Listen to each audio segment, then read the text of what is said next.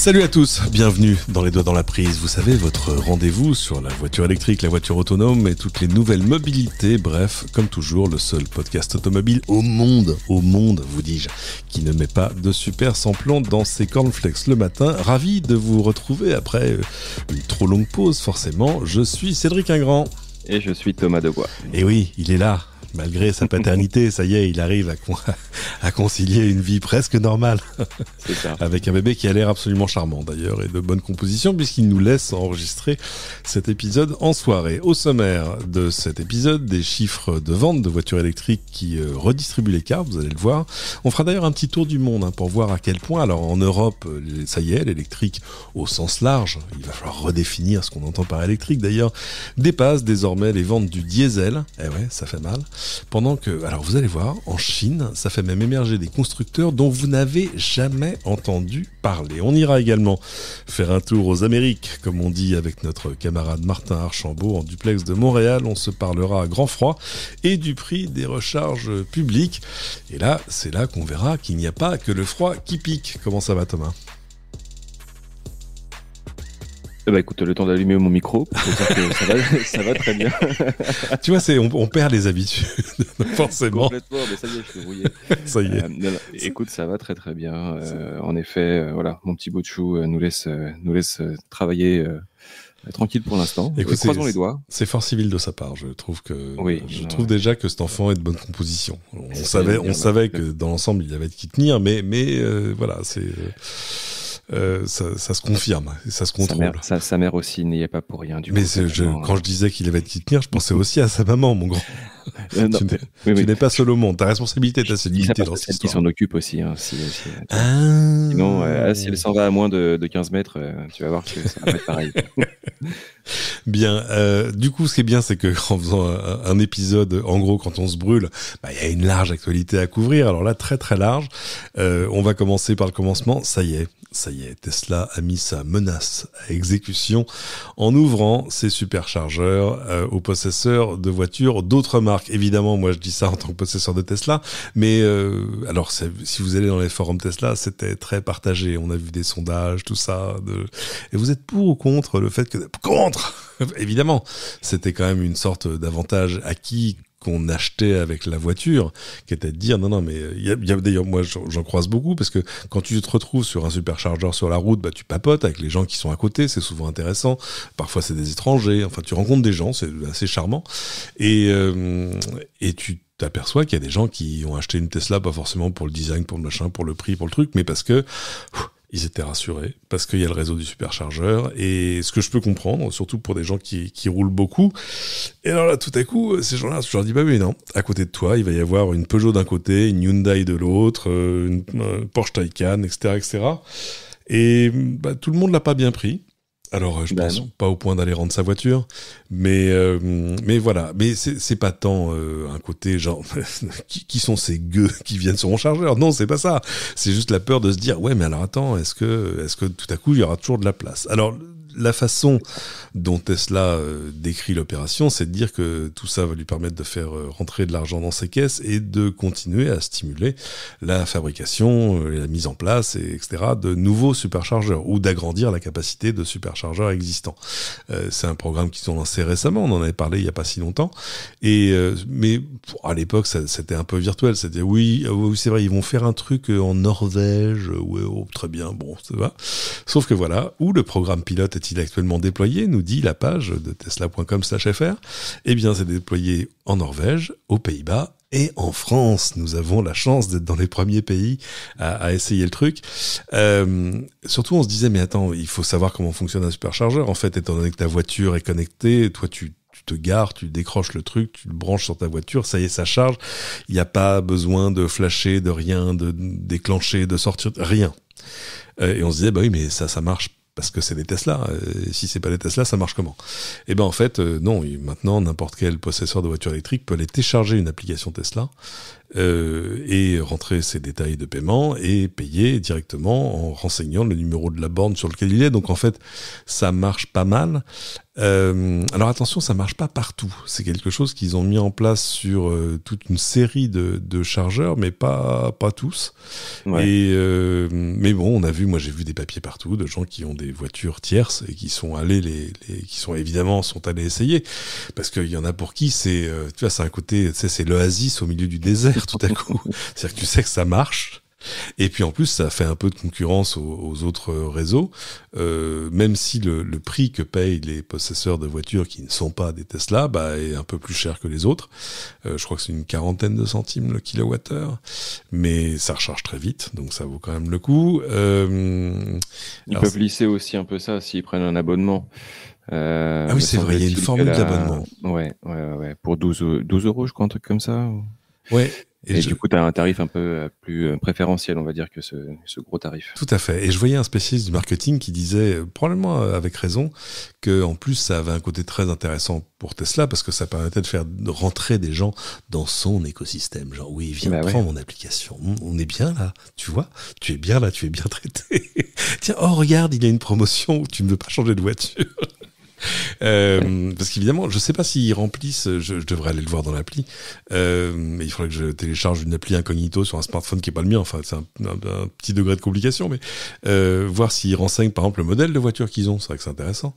Et tout à coup, enfin voilà, mais bon, en même temps, vu que jusque là Tesla vend tout ce qu'ils arrivent à produire et que on est plutôt, le delta, c'est plutôt le temps d'attente pour avoir une voiture, ils en sont pas là, mais je pense que ouais, pour l'avenir, ça aura peut-être des impacts positifs pour la marque. Et puis, en tout cas, en termes d'image, et de toute façon, tout ce qui permet de développer les réseaux de recharge est bon à prendre, surtout dans notre pays qui en manque. C'est quand même la deuxième raison pour laquelle les gens hésitent à passer à l'électrique. Juste derrière l'autonomie, t'as quand même le réseau de chargeurs. Bon alors après, voilà, c'est moi au départ moi j'ai pas de Tesla, alors si tu veux, mon avis, bon voilà, on passera tous. Oui, je pense. Non mais ça a autre chose, mais il m'arrive une expérience rigolote, c'est que je vends une voiture thermique que j'avais jusque-là, un gros 4x4 familial, je vois ce que coûte l'entretien d'une voiture thermique et je me dis mais il y a un effet cliquet, c'est-à-dire que les gens vont comprendre. Pendant ce temps-là, j'en suis à quasiment 20 000 kilomètres sur Ruby depuis juin dernier, et en termes d'entretien, on est à rien. Liquide lave-glace, voilà. À un moment, j'irai regarder mes pneus, mais bon, jusque-là, c'est pas. Alors que en face, ma Volkswagen, c'est quand même le truc où le carnet d'entretien te dit que dans le doute, de toute façon, faut faire une révision par an, hein, même si tu roules pas. Ah bon, d'accord. C'est une voiture qui s'use même quand tu t'en sers pas. Bon, très bien. Parce que et là, tu sens que t'es plus en train de nourrir un modèle économique plutôt qu'une exigence de maintenance réelle. Bon, donc je pense que là aussi, il va y avoir un jour, des gens vont se rendre compte que c'est pas juste la même chose en électrique en fait. Ça va venir tout doucement. Je pense que voilà, il y a pas mal de gens qui attendent que le marché aussi progresse. Et là, c'est vrai que ça fait quand même longtemps que ça progresse, mais je pense quand même que bon, très bientôt, tout le monde sera un petit peu conscient des avantages de la chose, quoi. Après là, pour les superchargeurs, ça va surtout inciter aussi Tesla à repenser un petit peu ses stations de temps en temps, parce que là on est sur 16 superchargeurs sur les plus de 100 disponibles sur le territoire. Donc bon, ils ont mis ça vraiment pour couvrir un petit peu tout le territoire, de sorte que les gens puissent faire des longs trajets, etc. Maintenant, il y a quand même un petit peu un côté anarchie, hein. C'est un peu ce que les gens regrettaient au départ quand Tesla a parlé de ça, c'est que tu as des véhicules en fait où la prise en fait pour recharger n'est pas du tout située au même endroit. Et comme les superchargeurs sont taillés pour les Tesla, bah tu te retrouves avec des gens qui mettent leur voiture en biais, en travers. Oui, parce qu'il faut comprendre trois places au lieu d'une. Sur les Tesla, le port de recharge, il est à l'arrière, sur le côté conducteur, ce qui est pas du tout le cas de toutes les autres voitures. Enfin, il y a pas un standard. C'est d'ailleurs exactement comme sur les thermiques. Hein. Sinon que tu peux même recharger chez certains, par un port de charge qui est au niveau du logo, j'allais dire du radiateur, mais on fait plus de ça, de radiateur. La calandre, ou totalement à l'arrière, ou bref, c'est pas une Porsche d'ailleurs qui a un port de chaque côté. Ça c'est pas mal à la limite. Ça a peut-être de l'avenir. Mais comme tu le dis, de fait, ces chargeurs-là ont été faits, calibrés pour des Tesla qui ont le port tous du même côté. Donc il y a un câble qui est pas très long en plus. Du coup, oui, t'as des voitures qui se mettent en travers et qui prennent 1, 2, voire 3 emplacements pour arriver à se recharger. Ouais, c'est un petit côté anarchique, peut-être qu'il va falloir. Mais on a vu de fait qu'ils ont aussi mis parfois des nouvelles bornes qui sont faites pour les voitures de marque tierce, et où là la borne est plutôt en milieu de place. Enfin, tu peux te tourner. Bref, je pense que c'est des choses qui vont se régler avec le temps. Alors, je sais pas si c'est lié. Mais dans le même temps, ils viennent d'annoncer que les recharges sur toute une série de superchargeurs sont gratuites. C'est pour anticiper les vacances, mais gratuites le soir et la nuit, en gros. Tout ce qui est pas entre 9h et 19h, quelque chose de ce genre, ou 9h et 22h peut-être. Alors est-ce que c'est pour rassurer les gens sur le fait que, bon, attendez, vous allez partager maintenant vos superchargeurs avec le reste de l'humanité qui conduit des voitures électriques, mais vous inquiétez pas, ça va quand même bien se passer, je ne sais pas. Mais bon, comme toujours, Tesla bêta-teste un peu dans le monde réel, faut le dire. C'est ça, et puis c'est ce qu'ils ont dit. Ils ont dit voilà, on fait un test. Évidemment, ils ont pas déployé ça sur les superchargeurs qui avaient 5 ou 8 bornes à disposition. Il y a quand même pas mal de villes dans lesquelles c'est installé où ils ont des superchargeurs avec 36 bornes, avec 28 bornes, avec 20 bornes. Alors évidemment, il reste aussi des petits superchargeurs, on va dire, mais bon, voilà, ils sont en train de faire un test. Je pense que quand même ça peut être super intéressant pour l'idée de base de Tesla, qui est de démocratiser l'usage du véhicule électrique, parce que dans tous les cas, plus tu auras de gens qui vont être séduits par ça, et plus les gens vont être le moins réticents possible par rapport à ça. Du coup, fatalement, quand Tesla va aussi après élargir un peu sa gamme de véhicules, c'est là qu'ils auront aussi tout un panel de personnes à toucher très facilement aussi. Donc, ouais, mais de fait, il faut de toute façon qu'on accélère le nombre de chargeurs disponibles, non pas pour le quotidien, mais là on parle vraiment pour les vrais grands trajets, parce que pour le quotidien, vous allez charger à la maison, au bureau, les deux. Mais on a les derniers chiffres de vente européens de voitures en général et de voitures électriques en particulier. Et comme on pouvait le prévoir, on est dans une accélération totale. C'est-à-dire qu'on a maintenant, en gros, toutes les voitures qui se branchent sur le courant, c'est 29% des ventes dans l'Union européenne. 29%. Moi, je me souviens quand c'était 1 ou quand c'était 3. On disait, waouh, 3% quand même, ça fait x3 par rapport à 1. Et alors, là, ça fait plus 58%. En Europe, tu as une augmentation de 58% par rapport à 2020. Mais en 2021, tu as une voiture sur 5 qui s'est vendue, qui est... Voilà. Et c'est dingue.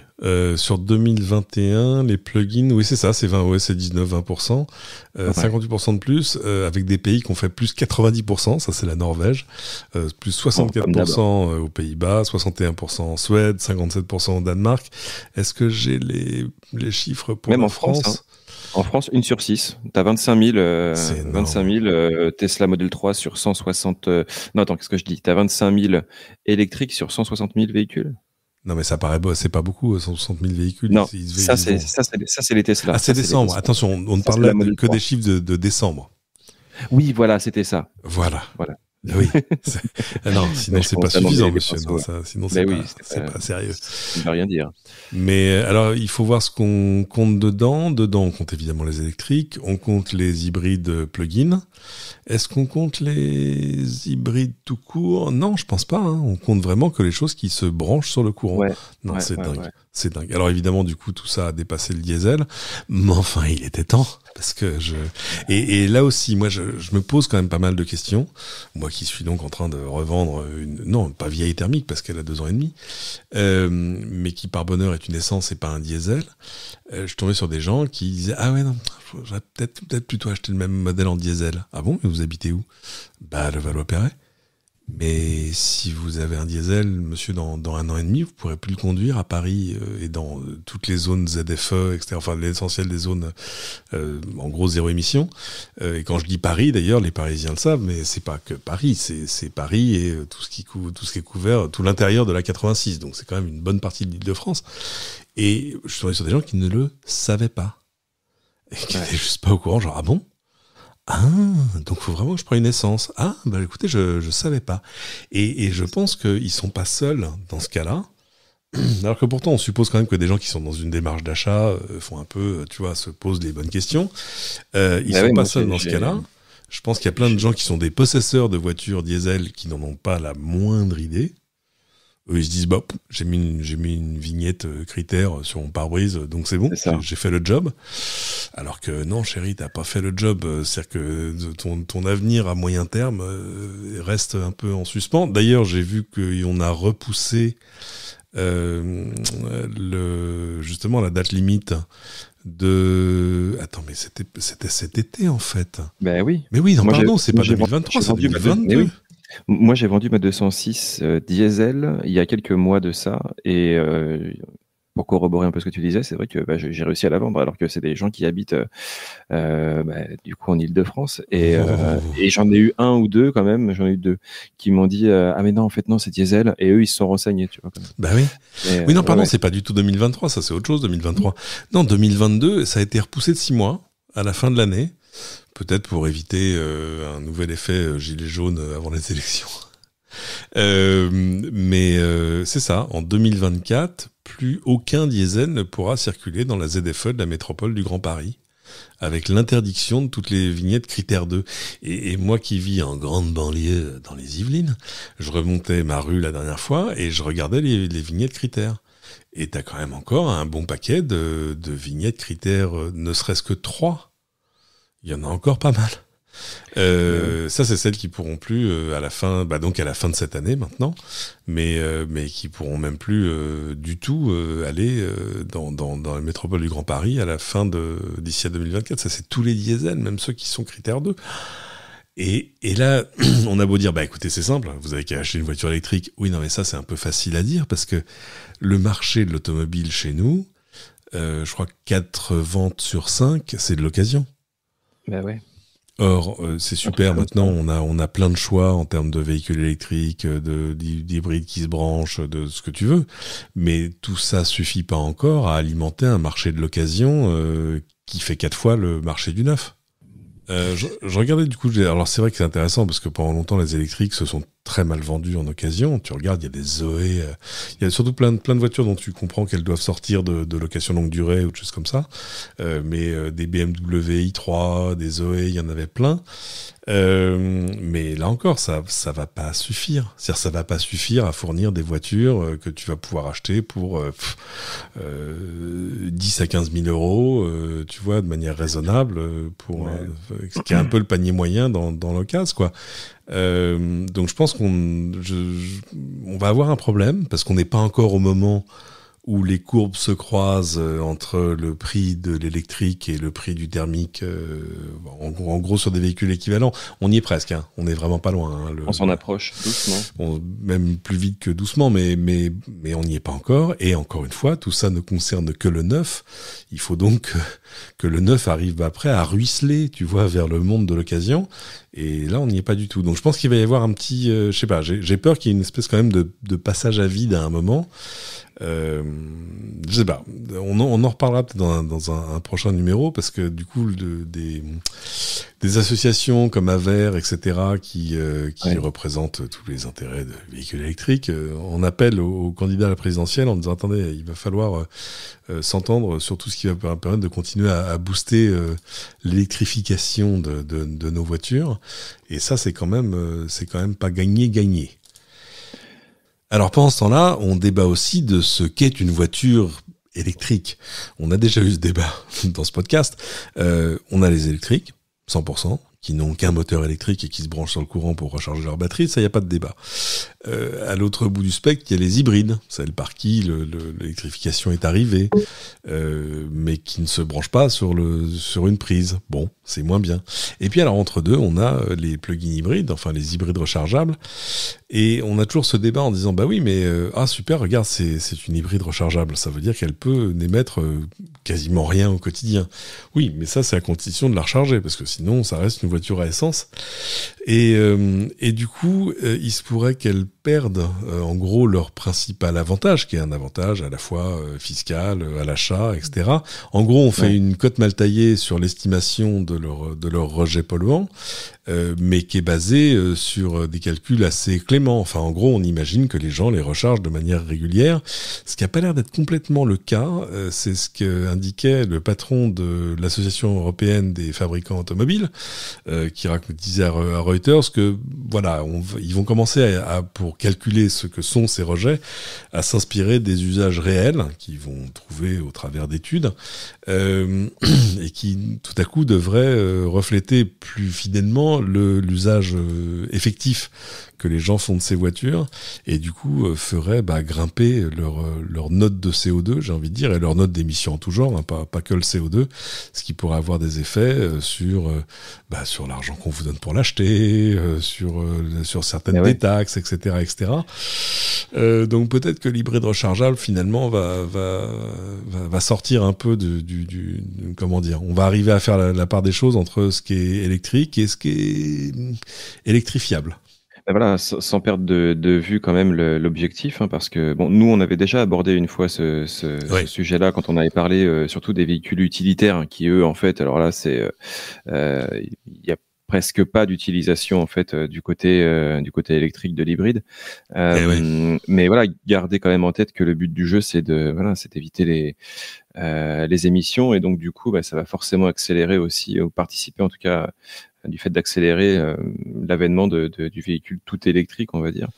Parce que c'est vrai qu'il y a des modèles, il y a des modèles où on se gratte la tête. J'ai eu le cas il y a pas très longtemps où quelqu'un qui venait me voir au bureau que je connaissais pas a demandé avant de venir, mais est-ce que je peux brancher ma voiture électrique? Alors moi j'ai fait le fier, tu vois, mais bien sûr. Attends, vous lui direz il y a une borne là, etc. Je m'en occupe, vous inquiétez pas. Voilà, vous direz à ce monsieur qui m'appelle en arrivant, et le monsieur m'appelle en arrivant, et je sors. Je m'attendais à voir, je sais pas, une Tesla, une Zoé, une Hyundai, une i208, que sais-je encore, une Fiat 500. Et là, je vois un Range Rover énorme. Et je dis, mais c'est électrique, ça? Ah oui, c'est hybride rechargeable. Et dans ma tête, je disais, mais attends, mais il fait 3 tonnes 5, ton machin. Enfin, c'est même en termes de consommation d'énergie pour faire rouler un truc comme ça, finalement, tu te rends compte que là, on est complètement dans une... Et je sais pas, j'ai peur de dire une bêtise, mais il doit faire 30 bornes sur sa batterie, et après, évidemment, c'est fini, quoi. Et donc, c'est un peu... c'est un petit côté cache-misère, c'est-à-dire que tout à coup, tu dis, ah oui, ça, tu le sponsorises comme un véhicule plus vert, ouais. Je sais pas. C'est ce qu'on appelle le greenwashing, j'ai l'impression. Ça dépend, si tu ne fais que 30 à 40 km par jour, etc. Mais à ce moment-là, pourquoi t'as un Range Rover? C'est ça, tu vois. Voilà, après, pas de panique, hein, parce que pour l'instant, je sais pas dans quelle visée, en fait, il y a un délai aussi long pour justement la prise en compte de cette nouvelle façon de calculer la chose, à savoir de regarder, en fait, de compter, hein, finalement le taux d'utilisation du mode électrique en regardant le nombre de recharges qui sont effectuées, pour voir à peu près comment les gens utilisent ça. Ça devrait pas arriver avant 2025, hein, pour que on arrive aux objectifs fixés par la CAF, la CAFE, Corporate Average Fuel Economy, qui dicte un petit peu ce qu'il faut atteindre en termes d'émissions de CO2. Bon, pensant là, on voit bien que de toute façon, il faut arriver à faire plus vite et plus fort en termes de voitures électriques. Je voyais un papier là qui est sorti récemment sur l'alliance, hein, sur Renault, Nissan, Mitsubishi, qui explique qu'ils vont quand même investir plus de 20 milliards d'euros dans le développement de véhicules électriques au cours des 5 prochaines années. En clair, ça veut dire que d'ici à 2030, l'alliance devrait proposer plus de 30 nouveaux véhicules électriques. Alors là, il n'y a pas de débat, des véhicules électriques à batterie qui vont reposer sur en gros 5 plateformes communes, et c'est pas où. C'est-à-dire que c'est pas 20 milliards qui remplacent les 10 milliards. Non, c'est des 20 milliards en plus des 10 milliards déjà dépensés dans l'électrification de l'offre des 3 constructeurs. Bon, je pense que évidemment ils sentent l'urgence parce que il y a quand même un effet de cliquet assez évident. Et puis aussi la concurrence. Bah complètement. Hein. Je pense que quand tu es Renault, Nissan, Mitsubishi, il faut au bout d'un moment, faut franchir le pas. Hein.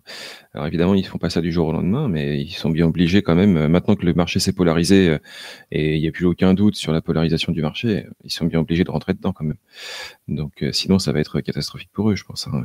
Du coup, on va voir émerger la plateforme sur laquelle on verra arriver la future Mégane, la future Mégane EV, et puis peut-être des choses aussi du côté de, enfin de toute façon toutes les marques du groupe, même jusqu'à Dacia. J'ai vu une Spring, et ben c'est pas mal une Spring en fait. Ah ouais. Honnêtement, bah ouais, comme alors citadine est un bien grand mot, mais comme voiture du quotidien pour une famille avec pas trop d'enfants, c'est une chouette voiture électrique.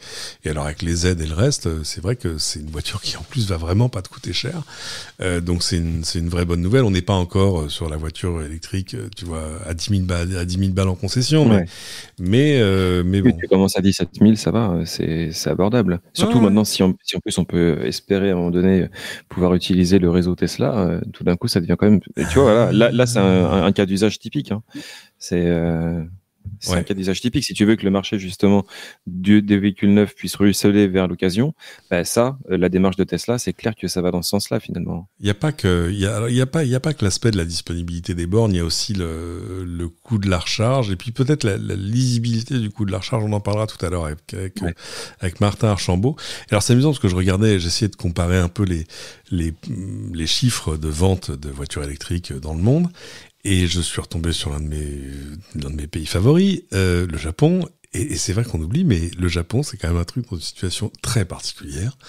C'est-à-dire qu'il y a, pour ainsi dire, pas de voiture électrique. Il y en a très peu. Je crois qu'il y a une Toyota, évidemment, il y a Nissan, il y a la Leaf, il y a ce genre de choses, mais et c'est terriblement curieux. C'est-à-dire que, alors on te dit oui, non mais c'est compliqué parce que l'urbanisation est telle que c'est très compliqué de mettre des bornes de recharge, etc.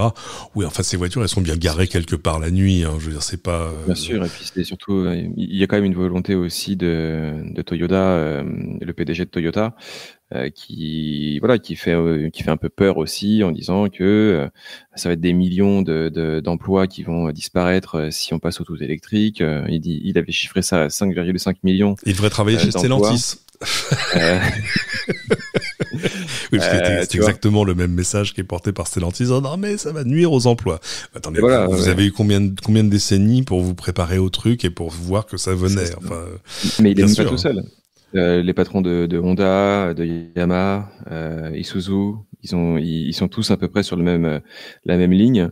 Et c'est un peu ça aussi qui bloque. Après, le Japon, d'une façon générale, en fait, faut pas non plus se dire tiens, le Japon, ils polluent, ils s'en foutent de polluer. C'est pas vraiment ça. Hein. Si on regarde en termes d'émissions totales des automobiles au Japon, ils ont baissé de 23% en 20 ans. Hein. Nous, c'est 1% la France. Donc, quelque part, ils ont des leçons à nous donner aussi. Non, mais c'est vrai que il y a très longtemps qu'ils ont banni le diesel, pour ainsi dire, pour les voitures particulières. Beaucoup de voitures hybrides aussi, qui les utilisent, parce que sinon, tu n'aurais pas ces chiffres-là. Je te dis, hein, c'est vraiment entre 2001 et 2019, ils ont baissé de 23%. Les États-Unis ont augmenté de 9%. L'Allemagne de 3, les Pays-Bas plus 3 aussi, la France moins 1 et le UK moins 9. Donc, ils sont quand même super efficace quoi là-dessus. Bien sûr. Alors c'est amusant parce que c'est ce côté comment dire. Au Japon, il y a des règles pour tout. Ça c'est bien. C'est une société très organisée. Mais à côté, et j'ai toujours cette image. Exemple à Tokyo, les taxis ont pas le droit de se garer. C'est bête, hein. Non, les taxis, ils sont là pour faire des courses et tout ça. Et donc, ils n'ont pas le droit de se garer en pleine ville. Il y a quelques stations, évidemment, il y a des stations de taxi dans les gares, etc. Mais c'est-à-dire qu'un taxi qui a envie de faire une pause, c'est un peu compliqué pour lui. Et c'est pour ça, moi, j'avais toujours ce truc que je voyais à chaque fois à Tokyo, où il se trouve que j'allais toujours dans le même hôtel, voilà, en grande banlieue, à côté du centre des expos. Et donc dans un chouette hôtel, et tu voyais arriver vers 21h, 22h des taxis qui se mettaient les uns derrière les autres en file à un horaire où clairement personne n'allait les prendre. Et tout simplement parce que là ils avaient le droit de se garer. Et pire encore, évidemment ils ont la clim, évidemment ils ont même la télé dans le taxi, et du coup ils sont garés les uns derrière les autres, moteur tournant, toute la nuit. Oui, pour pas se faire épingler, j'imagine. Voilà, oui, parce que ils attendent le client à 2h du matin, tu penses, enfin bref. Et ça, apparemment, ça ne gêne personne. Moi, c'est un truc que j'avoue que j'ai du mal à comprendre. D'autant que, et je me faisais la réflexion il y a encore pas longtemps, d'autant qu'en plus, enfin, le Japon est une île. Le Japon ne produit pas son propre pétrole. Donc ça veut dire que le pétrole qui arrive, j'imagine qu'il est raffiné sur place, j'ose l'espérer. Oui, il est forcément raffiné sur place. Arrive déjà avec une empreinte, environnementale tout à fait déplorable. Donc il serait quand même urgent d'électrifier tout ça. Et c'est une réflexion que je me suis faite aussi pendant les fêtes, où j'ai eu la chance de pouvoir partir au soleil de la Réunion, où j'avais jamais mis les pieds jusque-là. La Réunion, alors d'abord je vous le conseille, c'est la Réunion, c'est bon, mangez-en. C'est magnifique, c'est très beau, c'est très chouette. Bon, ton premier réflexe en descendant de l'avion, tu dis je vais aller me baigner dans la mer, et là il y a des panneaux qui disent attention requin. Bon, tu dis ok, alors très bien, je vais peut-être pas me baigner alors, mais tu peux aussi être baigné dans des rivières où il n'y a pas de requins. Et en fait, je me faisais cette réflexion. C'est donc une île, c'est un gros caillou, et encore pas si gros, tu vois, au large de Madagascar, mais beaucoup plus petit que Madagascar. Et alors avec des routes dans un état absolument magnifique, j'étais vraiment vraiment estomaqué. Et alors du coup je cherchais les voitures électriques. J'ai fini par en trouver, j'en ai vu. J'ai pas vu une Tesla, mais c'est pas grave. J'ai vu quelques Zoé, j'ai vu justement des Hyundai, j'ai vu etc. Et en fait, en y réfléchissant, je me disais, mais attends, mais c'est tout fou. C'est-à-dire que voilà un territoire sur lequel il devrait y avoir des aides massives pour passer à l'électrique. Parce que tout le reste, tous les carburants consommés ici, ils arrivent par bateau, ils viennent de très loin. En plus, leur tarif est largement sponsorisé. J'ai pas tiré au clair un truc. Si un Réunionnais nous entend, moi, je veux bien qu'on m'explique ça sur Twitter. Le prix du super, c'était du super ou du diesel? Non, c'est super, était le même dans toutes les pompes. Donc je pense que soit c'est la plus grosse entente commerciale illégale de l'histoire du carburant, soit je pense plutôt que le tarif doit être réglementé, mais ça veut dire que la puissance publique doit aussi le sponsoriser d'une manière ou d'une autre. Bref, c'est une affaire pour personne, c'est pas une affaire pour l'environnement, c'est pas une affaire pour les comptes de la nation, et puis c'est pas une affaire pour les gens qui vivent là-bas, et parce qu'en plus, vivre sur une île de cette taille-là, ta voiture, elle va pas sortir de l'île, clairement. Et ça met à zéro le dernier argument de non, je passerai pas à l'électrique parce que si je veux me faire 1200 km demain matin, non, là tu vas pas faire 1200 km, chérie. Le tour de l'île doit en faire, je sais pas, 100, un truc comme ça. 120 peut-être, 150, j'ai pas calculé, mais disons que moi j'ai beaucoup roulé, mais parce que je faisais l'île dans tous les sens. Donc en fait t'es dans une configuration qui fait que t'es dans une espèce d'état idéal pour passer à l'électrique. Et du coup, je ne comprends pas que ça se fasse pas plus vite. Est-ce que c'est juste Pourtant, alors, je peux te dire, là-bas, ils adorent leur voiture. Je pense que le tarif doit quand même pas y être pour rien, je pense. Alors, quand même. Moi, j'ai vu plein de gens avec plein de jolies voitures, mais de fait, le tarif, il est pas pour rien. Mais le problème, c'est que t'as des véhicules, oui, il commence à y avoir pas mal de véhicules, mais du coup, quelque part, t'as le choix entre, allez quoi, 5, 6 modèles. Il y en a combien des modèles qui sont vraiment abordables de modèles électriques, tu veux dire? Ouais, oui. Voilà. Non, donc du coup, finalement, on te dit, mec, voilà, t'as 5 modèles, lequel tu préfères? Peut-être qu'il y a des gens, ils se disent, voilà, je dépense 15 000 balles, j'ai peut-être envie de choisir comment je les dépense, tu vois. Oui, peut-être qu'on a un petit peu d'avance sur la musique, mais non, quand même. Ça m'a fait réfléchir tous ces territoires qui sont des îles. Ouais. Enfin, je veux dire, le thermique devrait quasiment être interdit dès que ce sera possible, parce que ça n'a aucun sens de faire venir des tankers de carburant à grands frais et à grands frais écologiques quand tu as déjà des sources d'énergie. Alors par contre, j'ai pas poussé la curiosité jusqu'à savoir comment ils produisent l'électricité là-bas. Peut-être que c'est une mauvaise question.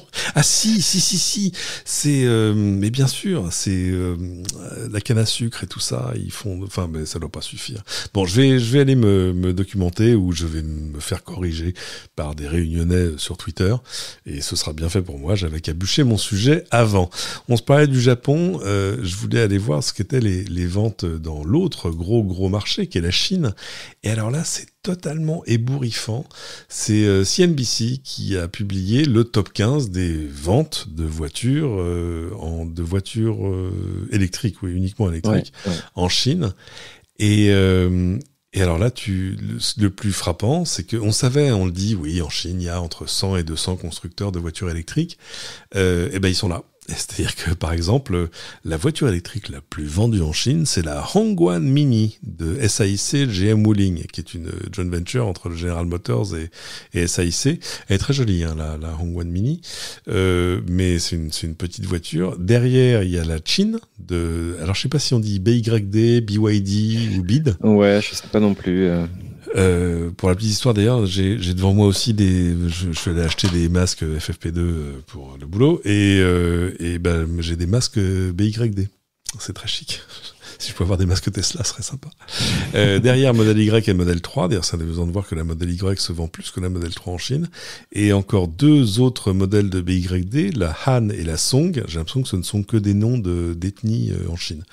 Et puis après, des constructeurs dont on est toujours dans le top 10, hein, dont moi j'ai jamais entendu parler. Il y a Li Auto, il y a Chery, CHERY, Changan, GAC Motor Spin-off, Great Wall Motor, ça on connaît parce qu'ils faisaient même des thermiques avant, Xpeng aussi, et Hozon Auto. Enfin, c'est incroyable. Alors évidemment, ils ont un marché intérieur tel que, ok, tout est normal, mais la voiture la plus vendue, il s'en est quand même vendu 400 000 dans l'année. C'est énorme. Ouais. Et j'attends de voir. BID, par exemple, BID, c'est une boîte, tu te dis, ouais, on la connaît pas. Et c'est vrai qu'on la connaît pas. C'est 200 000 collaborateurs, quoi, salariés, employés. C'est 200 000 employés. Renault, c'est 170 000. Un tiers d'usine d'assemblage d'iPhone. Non, je plaisante. Ouais. Et tu vois, c'est des monstres, en fait. Au départ, ils faisaient des batteries, d'ailleurs. Ils font plein de choses, parce que du coup, je suis allé voir le site. Ouais. Ils font de tout. Et tu découvres aussi des constructeurs qui font des voitures, mais j'ai l'impression qu'ils font des voitures comme on faisait des PC. Tu vois ce que je veux dire? C'est-à-dire qu'il y a beaucoup d'assemblage, en fait. Ils font un petit design et puis ils vont chercher la batterie chez machin, le moteur chez truc, l'électronique chez toi. Et donc voilà, moi j'attends de voir à quel moment il y aura un grand mouvement de consolidation des constructeurs japonais pour savoir en fait lesquels pourront s'exporter, parce que pour l'instant on en voit très peu en fait chez nous. On voit A-Waze, bon. Mais on voit pas BYD, BYD. Moi, j'aimerais bien voir Great Wall Motor. Je trouverais ça cool. Et Xpeng, je crois que ça y est, ils arrivent. Mais on comprend du coup. C'est des problématiques d'homologation, hein, parce que t'as des trucs pas comme le cercueil roulant dont on avait parlé une fois, je crois. Ah oui, les voitures que tu peux commander sur AliExpress. Ouais, alors par exemple, puis là tout à l'heure justement en préparant, je regardais le crash test de la Mini EV. Alors nickel, hein. Franchement ça va. Il y a une structure qui est faite pour se déformer en cas de choc. En revanche, celle qui était en face, qui était une petite bagnole avec une calandre un peu imitation Mercedes, c'était un peu bon. Le choc à 64 km/h.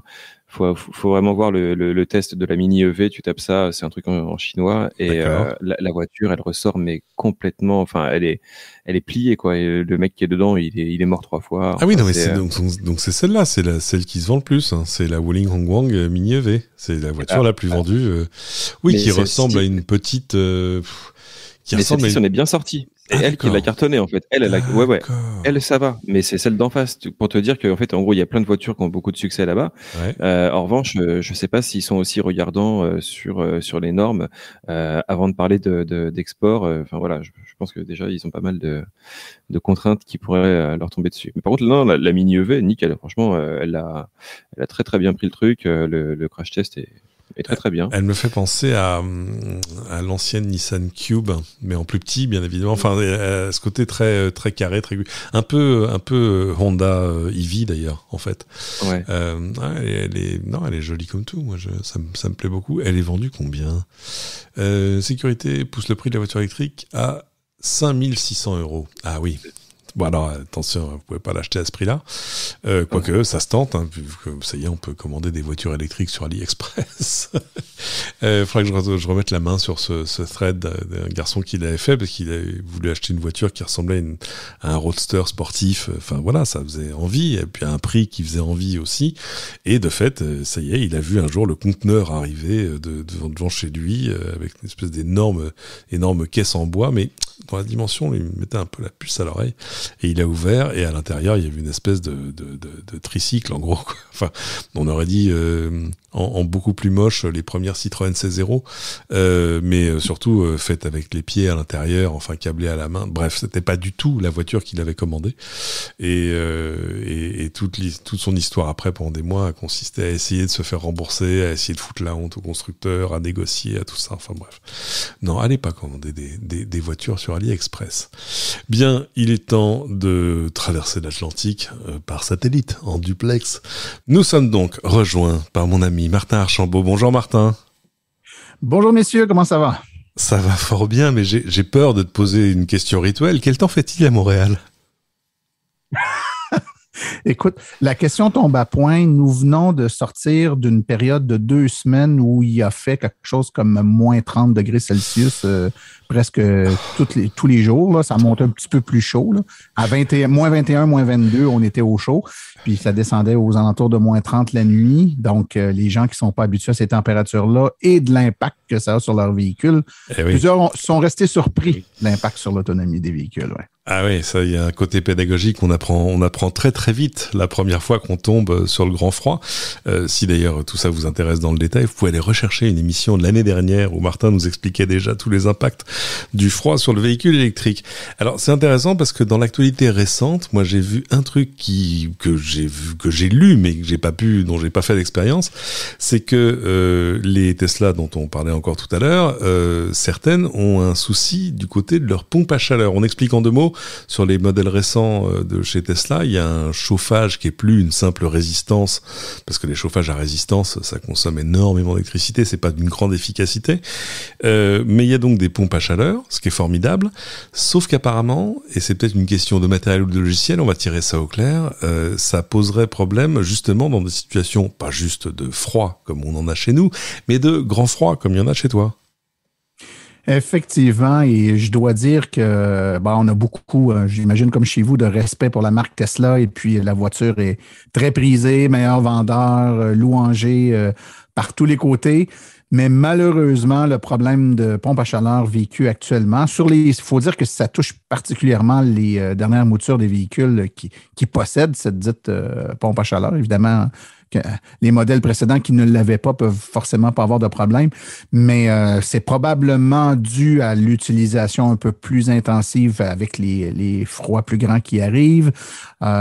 Et certains disent que c'est également suite à une mise à jour logicielle qui aurait changé le comportement du véhicule en lien avec l'utilisation ou non de la thermopompe. Donc, le véhicule fait ses calculs savants de température et détermine si la pompe à chaleur doit être activée ou le chauffage résistif.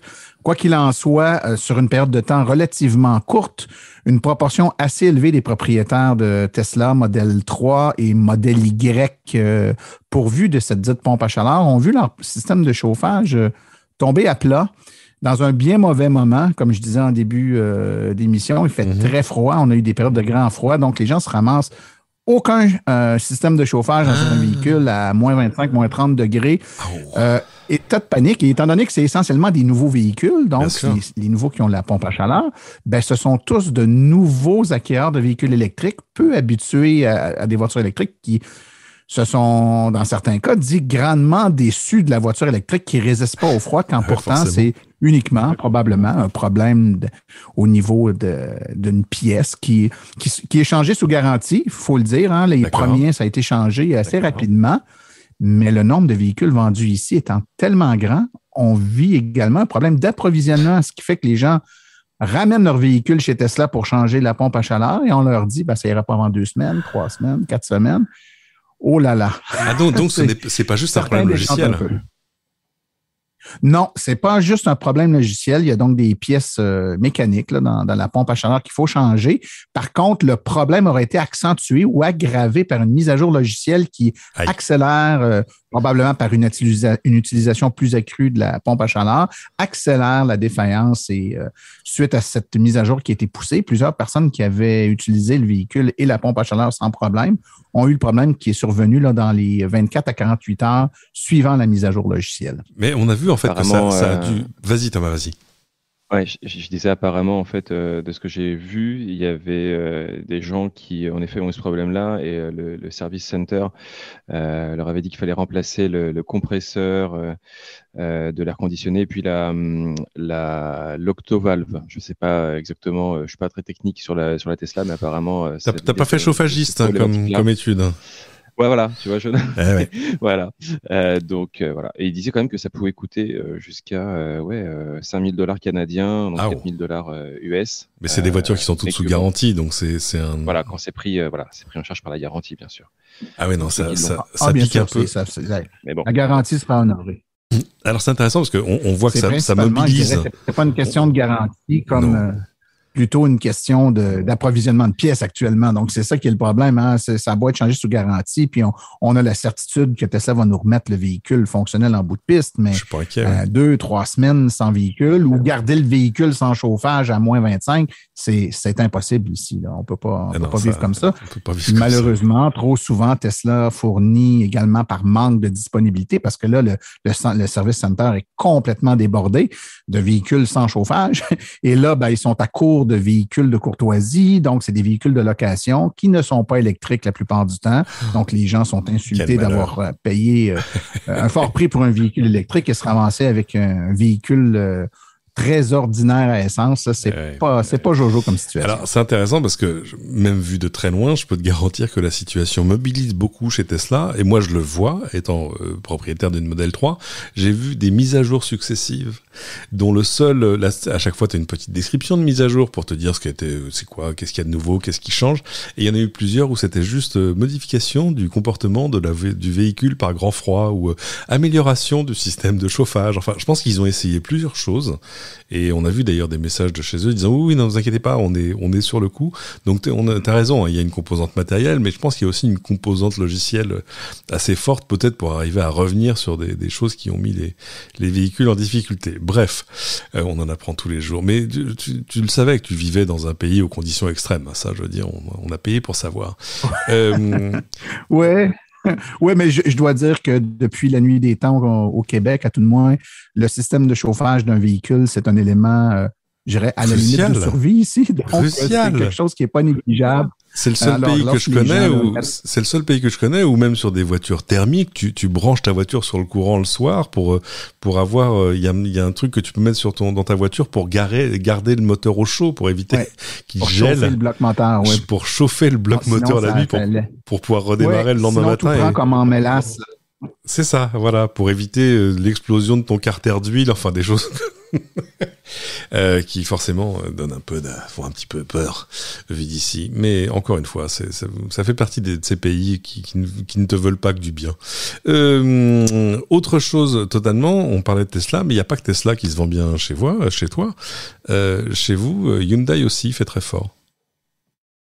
Effectivement. En fait, Volkswagen et Hyundai font très fort. La ID4 qui est sortie il n'y a pas tellement longtemps, très peu disponible parce qu'ici, il n'y a pas d'usine en Amérique, hein, donc ça arrive au compte-gouttes de l'Europe.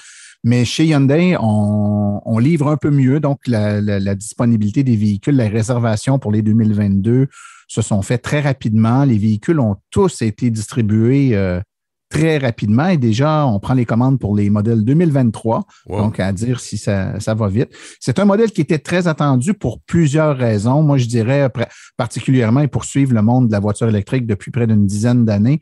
Premièrement, Hyundai jouit d'une excellente réputation ici au Québec. C'est l'un des véhicules les plus efficaces en termes de kilowattheure au 100 km. Et quand on a évidemment un climat un peu plus froid comme le nôtre, quand on a des grands espaces comme le nôtre, l'efficacité du véhicule est souvent synonyme de notre capacité à se déplacer du point A au point B. Et pendant de nombreuses années, les propriétaires de Ioniq réussissaient des prouesses en termes de distance possible avec, somme toute, une batterie pas très grande, si on parle des Hyundai de première génération, pouvaient faire mieux que certains modèles avec des batteries plus grosses. Donc, Hyundai a une très bonne réputation ici en Amérique. Et qui plus est, la Ioniq 5 répond à un autre critère fort prisé par les Nord-Américains, c'est-à-dire un véhicule plus gros. Et oui, c'est un gros modèle pour nous. Hein. Oui, c'est ça. Donc, ici, souvent, les gens reprochent aux véhicules électriques d'être trop petits parce qu'on a, et je peux l'avouer, là, si je parle à des Européens, je peux vous le dire bien humblement, je pense que c'est un peu à tort qu'on louange un peu trop les gros véhicules ici. C'est culturel plus qu'autre chose.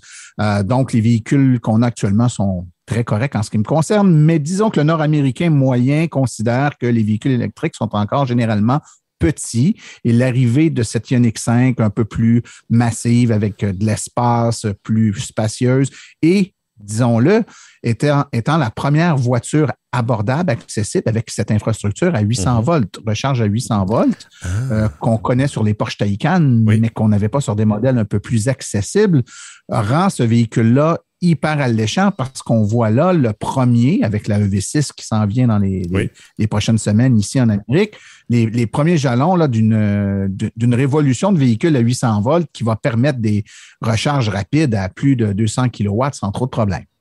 Ah, jusque-là, moi j'en ai croisé quelques-unes.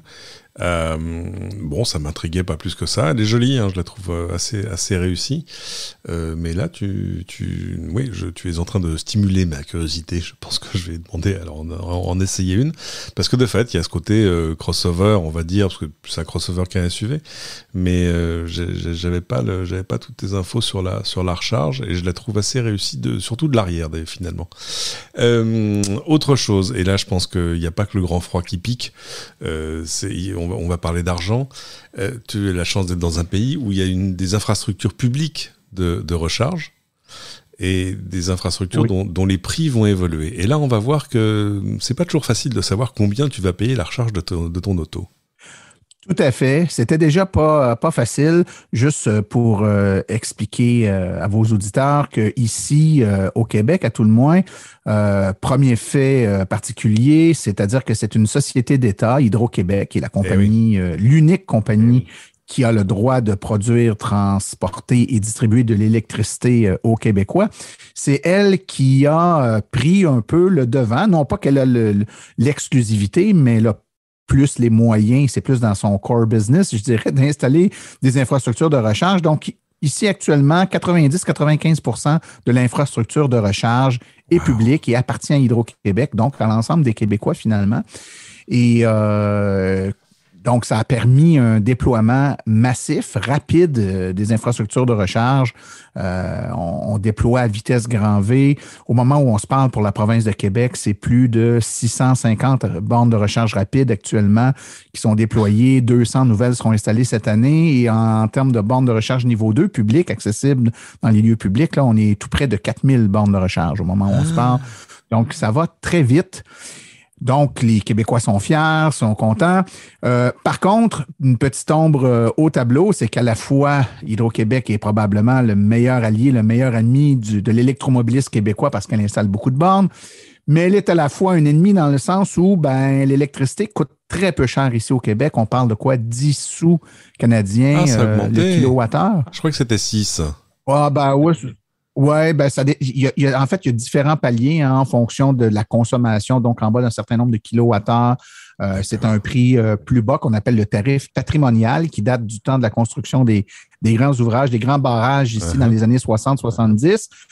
Dépasser un seuil en termes de kilowattheures, là, le prix augmente environ 10 sous. Donc, on considère que l'ensemble des Québécois dépasse largement cette quantité d'énergie-là qui est bien modeste avec nos besoins modernes un peu plus énergivores, les pompes à chaleur aussi sur les maisons, les piscines, les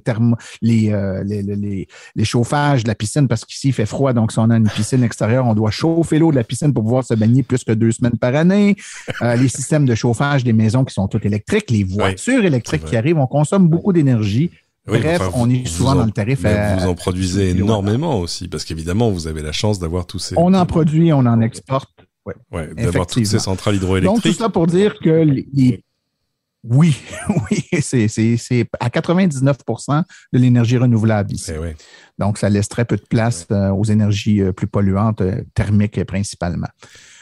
Donc, l'électricité étant peu chère, Hydro-Québec et son réseau de bornes de recharge offrent la recharge publique à tarif très abordable, tellement abordable finalement que d'une part, ça a contribué énormément au succès de l'électromobilité au Québec, donc il y a un engouement depuis longtemps ici, mais nuit considérablement au développement de l'entreprise privée qui ne voit aucune possibilité de faire de l'argent à vendre de la recharge parce que pour être capable de concurrencer les prix que Hydro-Québec et son réseau qui s'appelle le circuit électrique offrent aux Québécois, il faudrait installer des systèmes à perte. Hein? Donc, forcément, les prix commencent à augmenter un peu. Et la principale demande des Québécois était d'avoir une tarification au kilowattheure plutôt qu'une tarification à l'heure. Parce qu'ici, impossible pour le moment de vendre l'électricité au kilowattheure sur une borne de recharge parce qu'aucun compteur électrique à ces puissances n'a été homologué, certifié par Mesure Canada, qui est l'entité au Canada qui octroie la permission de vendre une énergie par mesure. Bon, vous savez qu'au pompe à essence, exactement comme chez nous. Nous, on a le service des poids et mesures qui nous dit qu'un litre d'essence, c'est un litre d'essence. Et voilà, c'est un peu la même chose partout. Ça c'est assez logique. Mais du coup, comment est-ce qu'on calcule le prix de sa recharge? Le prix de la recharge actuellement est calculé à l'heure. Donc, par exemple, avant, il y a quelques semaines, c'était 12,08 $ pour 1 heure de recharge. Donc, si on est là une demi-heure, peu importe la quantité d'énergie délivrée, hein, c'était 6 $ pour une demi-heure, 12 $ pour 1 heure. Évidemment, vous comprendrez qu'avec l'arrivée des voitures qui rechargent beaucoup plus vite, ça devient très rapidement inéquitable. On a des cas de figure où 2 personnes peuvent être stationnées devant une borne, se brancher en même temps. Puis au bout d'1 heure, il y en a un qui a le double d'énergie qui a été transférée dans son véhicule et pourtant paie le même prix.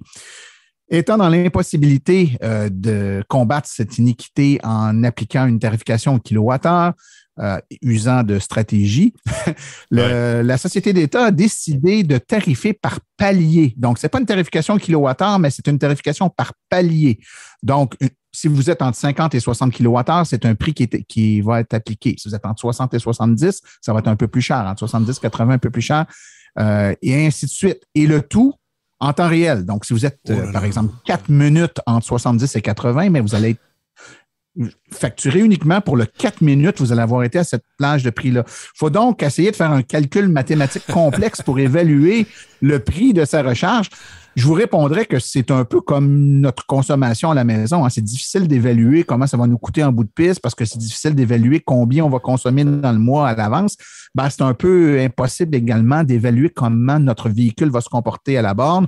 On connaît un peu nos véhicules. En fonction du véhicule qu'on a, on sait que le premier 15 minutes devrait se situer, par exemple, entre 60 et 70. On devrait monter ensuite entre 70 et 80 kilowatts pour un grand bout de temps.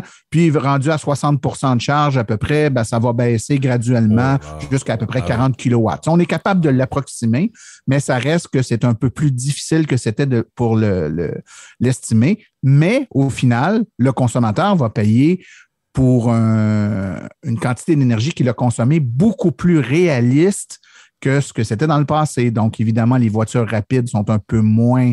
On leur fait moins de cadeaux maintenant. Ils payent un peu plus la réalité de ce qu'ils ont consommé. Les voitures qui consomment moins rapidement vont payer un peu moins cher. Ça veut dire qu'en gros, l'addition est plus juste, elle est juste beaucoup plus compliquée à estimer, parce que là, tel que tu me le racontes, il faut venir avec sa feuille Excel quand même pour arriver à estimer le prix de ta recharge. Est-ce qu'il y a une voie de sortie de tout ça? C'est-à-dire qu'à un moment, on va arriver quand même juste à te facturer le kilowattheure effectivement consommé? Ah, bien sûr. Ben, moi, je peux te confirmer que Hydro-Québec ainsi que l'ensemble des acteurs du milieu demandent à Mesure Canada d'accélérer ses réflexions sur l'octroi de certification pour les compteurs, parce qu'il existe ces compteurs-là, ils ne sont juste pas certifiés, pas homologués, ce qui nous permettrait de facturer évidemment au kilowattheure. Oui. Je conclurai simplement en disant qu'avec la facturation kilowattheure vient un inconvénient qu'on ne vivait pas avant étant facturé à l'heure, puisqu'on payait pour le temps qu'on l'utilisait. Il y avait aucun avantage ou bénéfice pour quelqu'un de laisser sa voiture sur une borne et de l'oublier tranquillement parce que tu payais pour le temps que tu utilisais la borne, alors que si tu es facturé au kilowattheure, à la limite, ta voiture peut être vers 90-95 de charge, tirer très peu d'énergie et tu vas payer très peu parce que tu tires très peu d'énergie. Alors, pour contrecarrer cet effet pervers de facturer avec un modèle qui commence à ressembler à une facturation kilowattheure, la Société d'État a décidé d'ajouter également une surprime lorsqu'on est branché et qu'on a un niveau de charge qui excède 90 et que la puissance demandée par la borne est sous les 50 kilowatts, ben, la tarification fait x2. Donc, on tombe à un prix pour la tranche là, qui est aux alentours de 12 actuellement, qui va monter, qui va tomber aux alentours de 24-25 de l'heure. Donc, il faudrait sauter de là, rendu 90 de recharge, là, si on reste là, ça va coûter cher. Ouais, ça commence à ressembler, tu sais, à l'énoncé des problèmes qu'on faisait en mathématiques, en secondaire. Soit une voiture dont la batterie peut embarquer 55 kWh, mais seulement à tel truc de recharge.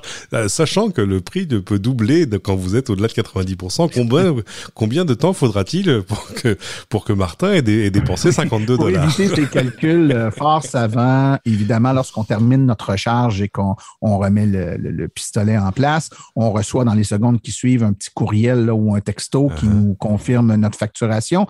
Et sur cette dernière facture, ben, on a un graphique ainsi qu'un découpage très précis du nombre de minutes qu'on était dans chacun des paliers, le montant que ça représente, donc le découpage de notre montant total. Par exemple, si on se voit facturer 14 $, ben, on va savoir que sur notre 14 $, il y a eu, par exemple, 3,50 $ facturés pour tant de minutes dans le palier, 70 à 80, etc. Donc, c'est très clair sur la facture, mais beaucoup plus difficile à évaluer a posteriori. Ouais, ça nuit à la lisibilité de l'ensemble et ça peut aussi faire reculer de futurs acquéreurs de voitures électriques, pourquoi pas. Même si, évidemment, le prix que ça leur coûtera chez eux restera probablement le plus lisible du lot. Merci infiniment, Martin. C'était long, mais c'était bon. On a beaucoup appris. Ça me fait plaisir. Bon, reste bien au chaud. Hein. Fais-moi plaisir. Par les temps qui courent, je sors pas beaucoup de la maison, effectivement, donc je te promets de rester au chaud. Merci Martin, à bientôt. Au plaisir. Bon Thomas, moi j'ai pas repris Martin quand il nous parlait du prix de l'électricité au Québec. Quand il nous dit 10 sous. 10 sous, oui. Ça fait 10 cents, tu retires un tiers en gros pour avoir la même chose chez nous, ça veut dire un tarif, c'était à 6 centimes le kilowattheure. Et 6 centimes le kilowattheure, ça pique un peu les yeux, parce qu'en ce moment chez nous, ça y est, le tarif régulé va augmenter. Et alors je vous parle pas, on s'était beaucoup parlé dans ce podcast d'offres alternatives. J'ai même poussé certains d'entre vous à aller chez Barry, qui est cet opérateur qui vous vend l'électricité à son vrai prix. Alors c'est super intéressant quand il y a du vent, il y a du soleil. En gros, quand l'infrastructure se met à surproduire et qu'on peut même tomber sur des prix de kilowattheure négatifs. Sinon que là, on l'a vu depuis ces dernières semaines, ces derniers mois, on n'est pas du tout dans ces conditions-là. On a, je crois, 9 réacteurs nucléaires chez nous qui sont arrêtés en maintenance, etc. Et du coup, on est forcé d'importer, on est forcé de prolonger la vie de nos quelques centrales à charbon, et surtout, on voit des prix du kilowattheure qui grimpent. Alors, beaucoup d'entre nous sont protégés par le tarif régulé d'EDF, en gros, mais c'est pas le cas général. Et d'ailleurs, moi j'ai appris que Barry cesse ses opérations en France et au Danemark. Je sais pas, il faudrait que je vérifie. Mais c'est une triste histoire. J'espère que, de toute façon, moi qui étais abonné Barry, comme les autres, j'ai reçu un mail en octobre, disant cliquez ici pour retourner chez EDF. En gros expliquant que voilà, ils avaient évidemment aucune maîtrise sur les tarifs et que on rentrait dans un tunnel où ce serait beaucoup moins intéressant, et ça s'est pas démenti depuis. On n'en est pas quand même à un tarif qui va nous rapprocher du prix du plein de super. Je pense que ça va pas. Voilà, c'est pas pour tout de suite. Hein. Je pense que là, moi j'ai fait le plein sur ma voiture. Je peux te dire que non, on n'est pas là. Hein. Ah oui, parce que pendant ce temps-là, forcément, pendant ce temps-là, le thermique, c'est pas de moins en moins cher. Hein. Là, ces courbes-là vont pas se croiser. Ah oui, je t'envie pas à faire du plein de thermique en ce moment. C'est pas. Ouais. Surtout que le prix du baril a baissé, ouais. mais le prix du raffiné augmente, quoi. C'est ça qui est génial. Comment ça marche on se demande, hein, c'est un peu contre-intuitif comme ça. On se dit tiens, je croyais avoir compris, puis en fait non, j'ai pas compris. Ah ouais, non mais bon, l'offre et la demande, hein, j'imagine, ça doit être ça. On parle des chiffres de vente de l'automobile depuis le début de ce podcast, mais ce qu'on oublie de dire, c'est quand même, c'est que au global, les ventes ont baissé. C'est sur fond de 22% de ventes en moins sur l'année. Donc c'est ça, ouais. En fait, c'est plus facile de faire des gros pourcentages quand le reste du marché s'effondre. Ce qui est quand même une bonne nouvelle pour personne. Mais ce qui, du coup, il y a peut-être quand même un bon côté des choses. C'est-à-dire que ça accélère ce genre de transition. En évitant de continuer de mettre des voitures thermiques sur les routes. Donc, enfin bon. Il va se passer des choses forcément plus vite et plus massivement qu'on ne pouvait l'imaginer jusque-là. On se parlait du prix de l'électricité, c'est pas la seule question que les gens se posent. C'est intéressant quand Martin Archambault nous racontait, oui, alors évidemment, il faut faire une règle de 3 entre la puissance maximum de charge et le machin et le temps passé pour savoir combien ta recharge va se payer.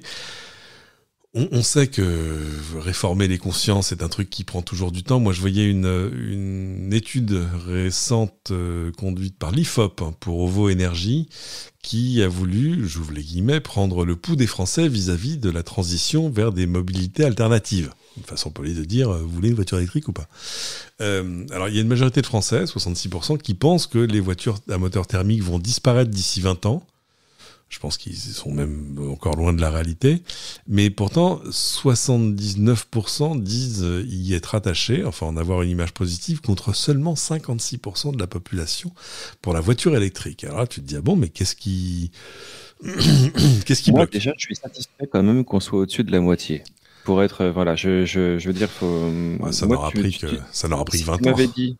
Tu m'avais dit, on est à 40% d'opinion positive sur la voiture électrique. Je t'aurais dit, bah, ça m'étonne pas. Et là, 56, bah, finalement, je trouve que c'est quand même, ça aurait pu être pire. Voilà, j'ai envie de mettre un peu de... Non, mais à défaut d'avoir une opinion positive, tu peux aussi juste confesser ton ignorance, tu vois, en disant, je sais pas. Ah non, mais ça, Cédric, ça n'arrive pas. Les gens ont un avis. Ils ont toujours un avis, les gens. Ok? Sinon, il n'y aurait pas de talk show à la télévision, par exemple. On le sait, avec le Covid, tout le monde avait un avis. Même quand personne ne connaissait la réponse, il y a des gens qui l'avaient. C'est ça. Donc, ne m'embrouillez pas avec les faits, mon opinion est faite. Non, voilà, c'est ça. C'est pas, voilà, se forger un avis, c'est pas du tout la même chose qu'avoir un avis, mais ça, c'est pas pour tout le monde. Et alors, du coup, on va pouvoir comprendre quels sont ces freins importants à l'achat d'un véhicule électrique. Alors, il y avait plusieurs réponses possibles, hein, mais pour 89% des sondés, le plus gros problème, c'est la faible autonomie des voitures électriques. Oui, et là, franchement... Ah bon ? Il y a une dissonance cognitive, je trouve. Bah oui. Tu sais que 40% des trajets effectués font moins de 3 km quand tu es en agglomération, que tu as un trajet sur 4, voilà, c'est ça, qui fait moins de 3 km. Bah, c'est compliqué de comprendre pourquoi, en fait, on parle de ça, quoi. Alors, je ne comprends pas. C'est un peu ce que tu disais tout à l'heure, faire le tour de l'île, faire...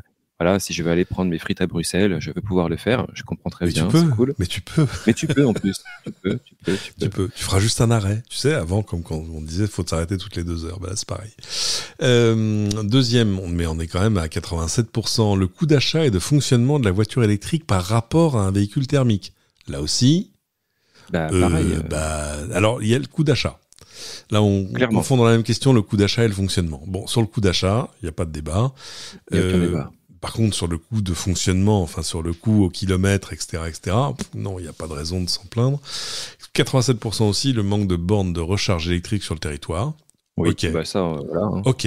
Mais là encore, les gens se focalisent là-dessus, alors que dans 90% des cas, ils rechargeront à la maison, au bureau, Exactement. machin. Soit. La crainte de ne pas pouvoir faire réparer votre véhicule électrique aussi facilement qu'une voiture thermique. Mais il n'y en a pas besoin. C'est-à-dire là, on se fait peur là. On se raconte des histoires au coin du feu. On se dit ouh, le loup est là. Non, le loup est pas là. Il y a pas de loup. T'achètes une Zoé, tu fais réparer ta Zoé chez Renault, tu vois, il y a pas de problème. Oui, c'est ça. C'est pas. Alors évidemment, si tu vas acheter une Great Wall machin, tout ça, t'auras peut-être un peu plus de. Mais et puis il y a tellement moins de choses à réparer que bon, voilà. Rassurez-vous, braves gens dans l'ensemble. La faible diversité des modèles électriques en comparaison aux modèles de voitures thermiques. Alors ça, pourquoi pas, mais c'est en train de changer, parce que tout le monde s'y met. Donc, bah oui, c'est ça. Là aussi, c'est un problème qui est en cours de résolution. On reste au-dessus de la barre des 50% ou autour. 49%, pardon. Le faible nombre de constructeurs français qui proposent des voitures électriques. Oui. On peut dire ça. Ouais. Oui, c'est pas de la faute des voitures électriques, c'est plutôt de la faute des constructeurs français. Alors, 46%, le sentiment que les véhicules électriques sont moins sûrs que les voitures thermiques. Je sais pas où vous allez chercher un truc pareil. Surtout qu'en plus, c'est prouvé que c'est faux. Oui, c'est ça. Entreprise quand même. Là encore, voilà. Toujours le même sujet, d'avoir un avis ou se forger un avis. Et alors, sans vouloir être tout en bas, même si c'est souvent la chose qui a été reprise en titre par les papiers qui ont repris cette étude, pour 19% des sondés, le frein important à l'achat d'un véhicule électrique, c'est le sentiment possible d'être ridicule en conduisant une voiture électrique. Alors ça, c'est vrai que c'est le petit sucre. Alors je ne sais pas, peut-être que ce sont des gens qui sont restés bloqués sur la voiture électrique, tu vois, genre le kart de golf. Oui, ou la Citroën Ami, tu vois. Même la Citroën Ami, je trouve qu'elle est super pour la ville. La Citroën Ami, elle est pas ridicule. Apparemment, elle a plein d'autres soucis, mais elle est pas ridicule. Ouais. Donc, le sentiment d'être ridicule en conduisant une voiture électrique. Parce que, voyez-vous, on est beaucoup moins ridicule en SUV dans une ville que au volant d'une voiture électrique. Je sais pas, mais ça c'est des trucs qui demanderaient à ce qu'on creuse un peu, à ce qu'on retourne. Moi, je veux voir ces gens qui ont répondu ça en disant qu'est-ce que vous avez en tête quand vous dites ça? Parce que le sentiment d'être ridicule, parce que ça fait pas. C'est bizarre, je voyais Porsche qui, ça y est, va encore rajouter des trucs sur ses voitures pour que ça fasse un bruit thermique. Ouais. Bon, pourquoi pas. Donc voilà, c'est quand on leur demande quels sont pour vous les qualificatifs qui s'appliquent le mieux aux voitures électriques, le premier qui revient, c'est cher à 60%. Et là, il y a rien à dire. Ça rejoint ce qu'on se disait tout à l'heure sur le fait que il y a un problème, il y a un truc qui fait pas la jonction entre ce qui est disponible aujourd'hui et le monde réel. Et en deuxième place quand même, un encouragement, le qualificatif qui revient le plus, c'est silencieux, à 56%. Mais dans l'ensemble, c'est quand même, pour nombre de sondés, la voiture électrique vient habillée de notions majoritairement négatives, contraignant, m'as-tu vu ? Ah bah non, il faut savoir. Soit t'es ridicule, soit t'es m'as-tu vu. Ah, tu peux être les deux. Non, mais tu peux être ridicule parce que tu es m'as-tu vu. Ça, c'est pas, non, pour moi, il n'y a pas de, c'est pas antinomique. Ouais. Et donc, le papier, là, sur le site de Canal+, conclut en disant, pour une mobilité plus propre, la première bataille à gagner est donc peut-être celle de l'image. Mais c'est vrai il reste plusieurs problèmes à régler quand on dit la faible autonomie. On se gratte la tête en disant non mais attendez, comment ça faible autonomie, c'est devenu un faux problème. Et là aussi il y a un problème de lisibilité, c'est-à-dire que tu vois, avant tu allais en concession et tu avais des petites voitures et des grosses voitures, donc implicitement par exemple tu disais la petite voiture elle va avoir une autonomie limitée, la grosse voiture elle aura un plus gros réservoir, enfin c'est bête mais c'était des choses qui étaient immédiatement lisibles. La grosse voiture était forcément plus puissante que la petite, enfin que sais-je encore. Et je voyais un papier chez nos camarades d'Automobile Propre qui parlait du MX-30 de Mazda, qui est donc ce petit SUV, crossover, SUV, non c'est un SUV, et qui affiche une autonomie de 200 km en cycle WLTP, c'est-à-dire que ça fait 170 km d'autonomie réelle en ville au quotidien, et alors sur autoroute, tu fais à peine plus de 100 km. Et là c'est un problème quand même. 100 km d'autonomie sur autoroute... disons qu'ils sont à l'avant-garde. Faut bien viser côté chargeur, et c'est contre-intuitif quand tu vois la voiture et que tu dis ah oui, ça c'est un SUV familial, c'est donc un truc qui est fait pour rouler quoi. Ah ouais. Alors Mazda dans un papier paru au Canada d'ailleurs, on aurait dû en parler à Martin tout à l'heure, qui est interviewé, c'était quoi, le directeur de l'électrification pour Mazda Canada, a tenu des propos, comme dit Automobile Propre, qui trahissent une une stratégie osée. Selon lui, le MX-30 n'est pas un véhicule principal pour un foyer malgré son gabarit de SUV. En gros, il dit on arrive sur le marché avec un véhicule comme le MX-30 qui a une plus petite batterie, mais bon, il remplit toutefois les besoins de 80% des clients. Nous, on a trouvé via nos recherches que la plupart de ces individus auront une autre voiture dans leur foyer pour des trajets plus longs. La puissance des études de marché, tu vois. Ouais, c'est ça. Peut-être un peu la puissance de la pensée magique. Bah oui, t'as qu'à avoir une autre voiture si tu veux aller loin. Peut-être que c'est le SUV pour emmener les enfants au parc. Ouais, le SUV. Oui, c'est vrai. Alors, c'est peut-être un truc comme les Américains disent, une voiture de soccer mom. C'est-à-dire, c'est ça, c'est le truc pour emmener les enfants, aller faire les courses, emmener les enfants au foot, etc., mais pas pour partir en vacances. C'est compliqué parce que là encore, quand tu vois la photo du MX-30, tu te dis, bah oui, enfin, j'ai acheté une voiture familiale et ça y est, je pars à Osgore faire du surf, quoi. Non, non, pas du tout. J'ai pas vu, est-ce qu'elle est disponible chez nous, la MX-30? Parce que c'est assez joli. Mais là, c'est peut-être une voiture qui a plus d'avenir en hybride rechargeable, sait-on jamais. Dernière chose, et c'est amusant parce que ça avait pas l'air de revenir dans le sondage que je citais tout à l'heure. Parmi les préventions qu'on entend le plus souvent, on dit oui, non mais et alors combien de fois sur Facebook il faut que je me morde les doigts pour pas. Enfin, il faudrait que je prépare un texte tout fait, tu vois, des réponses toutes faites aux mêmes bêtises que tu dis tout le temps, genre un véhicule électrique ça pollue plus qu'une voiture thermique. Non, c'est je l'ai fait moi. Ah, tu l'as fait? Je l'ai fait. J'ai une note, en fait. Quand on avait préparé l'émission sur le documentaire à contresens avec Marc Muller, du coup, je m'étais fait des petites notes et je les ai gardées dans mon téléphone. Et comme ça, quand je tombe sur des contre-vérités comme ça, du coup, j'ai plus besoin de chercher trop parce que c'est toujours difficile de passer à côté sans réagir. Ouais, et le problème, c'est qu'ils sont nombreux. Hein. C'est le côté oh my god, someone is wrong on the internet. Et là, tout le monde se demande, mais de quoi on parle? Oui, c'est ça. Non, mais c'est-à-dire que par exemple, on parle de lithium. Alors entre autres, mais ne serait quand on dit que l'empreinte CO2, que machin, et on oublie le fait que une thermique n'émet pas que du CO2. Enfin bon, bref. Et après on dit oui, mais et après, enfin, on sort des trucs qui sont des non-problèmes, genre oui, mais et les plaquettes de frein? Non mais et ta mère dans les plaquettes de frein. Non mais, genre si on en est vraiment là, alors je pense qu'on a résolu le reste des problèmes. Et parmi les choses qui reviennent tout le temps, c'est oui mais et les teen enfants qui extraient le lithium. Oh là là. Alors non, ça les teen enfants, allez voir le documentaire, j'en ai marre de me répéter. Et ça là c'était pour le cobalt, là pour le lithium c'est autre chose. Le lithium est un sel, d'ailleurs qu'on extrait le plus souvent comme un sous-produit de l'extraction du potassium. Bon bref. Mais c'est vrai que dans l'ensemble le lithium, maintenant qu'on va construire des gigafactories de batteries chez nous, ça y est, il y a des choses qui se passent à l'est, je sais plus où, l'est de la France. C'est bien, mais si on arrivait à avoir du lithium un peu plus local que le lithium importé de Chine, d'Amérique du Sud, etc., ce serait pas mal aussi. Eh bien, justement, bonne nouvelle, on a appris le 27 janvier dernier que les premiers kilos de lithium français ont, ça y est, été extraits du sous-sol alsacien. En plus, ils seront pas loin de la gigafactory en question.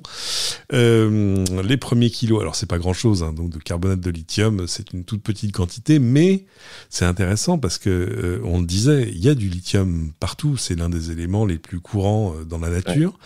Il suffit de l'extraire, mais il faut quand même qu'il y ait des conditions économiques qui permettent de l'extraire. Et vu que la demande en lithium augmente de manière assez linéaire ces temps derniers, et ben tout à coup, il y a un modèle économique à développer des mines de lithium plus proches. Et c'est une vraie. Alors ça se passe dans un puits exploité par la centrale géothermique de Soul-sous-Forêt au nord de Strasbourg. On a trouvé une saumure riche en lithium, puisée très très loin dans... Elle est quand même puisée profondément quand même. Hein. Ouais, tout à fait. Oui, c'est pas les trucs d'épandage comme tu vois. C'est pas d'épandage du Chili ou. C'est pas les marais salants, quoi. C'est voilà. Ça. Et après, est-ce que ces réserves-là assureraient l'indépendance en lithium de l'industrie française? Ça reste à découvrir, mais c'est pas du tout inimaginable. Écoute, il y a un petit calcul. Hein. On peut faire un petit calcul comme ça pour essayer de s'approcher un peu d'un chiffre. Si, comme ils disent, on peut faire 400 millions de véhicules électriques. Bon, toi, tu sais que ton parc, c'est plus ou moins 40 millions de voitures. Ouais. Ah, mais ça, c'est le parc total de voitures. Non. Là, en fait, le gisement, ou en tout cas ce qu'on a découvert là, apparemment, ça peut permettre de fabriquer. Il y a suffisamment de lithium pour fabriquer les batteries de 400 millions de véhicules électriques. Du coup, Ah oui, ça paraît. 400. T'es sûr de 400 millions? bah écoute, c'est ce que je lis sur le. Je pense le. Est-ce que ce serait des réserves de quoi, jusqu'à 40 millions de tonnes? Mais 400 millions, en fait, c'est pas grand-chose. Même parce que ça fait 100 kilos de lithium par voiture. Oui, t'as raison. 400 millions. Et du coup, nous, on aurait une production par rapport à la production mondiale, on serait sur 3,5%, donc c'est quand même mieux que rien.